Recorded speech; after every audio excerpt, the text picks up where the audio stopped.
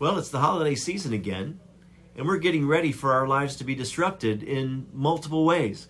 Hi, I'm Tom Delk. I'm the chaplain at Normandy Farms Estates up just north of Philadelphia, PA. Had a little bit of snow this morning. We're anticipating the visits from our adult children during these holidays, and welcome as they are, we've gotten rather used to just being the two of us around the house.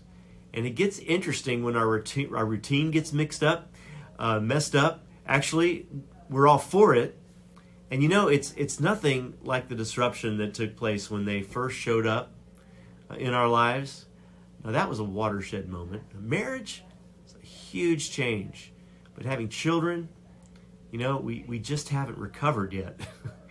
It absolutely turned our lives upside down and continues to, even though both of them are where they are in their lives and both out of the house and working and have their own little households.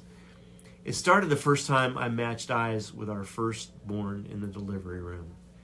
Where did all of this love come from? It was something that I simply was not prepared for. As the Christmas holiday approaches, I can't help but think of the disruption in the lives of Jesus' parents, Mary and Joseph. Just the way Mary's pregnancy came about was enough of a disruption. It was an interruption of the whole created order. As the Creator himself entered into humanity and came into creation as a weak and fragile infant.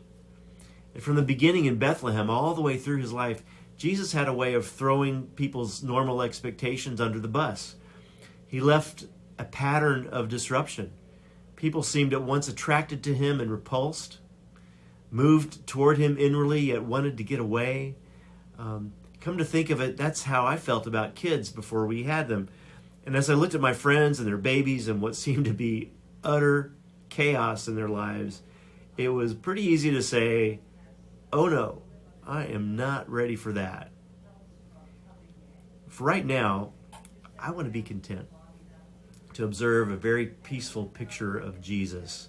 Mary and Joseph and a silent night. With my own children, I choose to remember those brief and precious moments when they were sleeping peacefully in my arms. Emmanuel. That's what the prophet said would happen, that he would be called Emmanuel, that is, God with us. Sounds wonderful.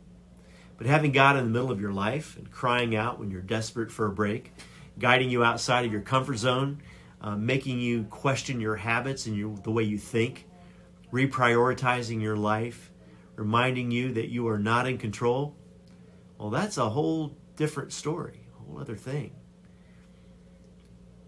It's an odd way God chose to enter into our world and be God with us.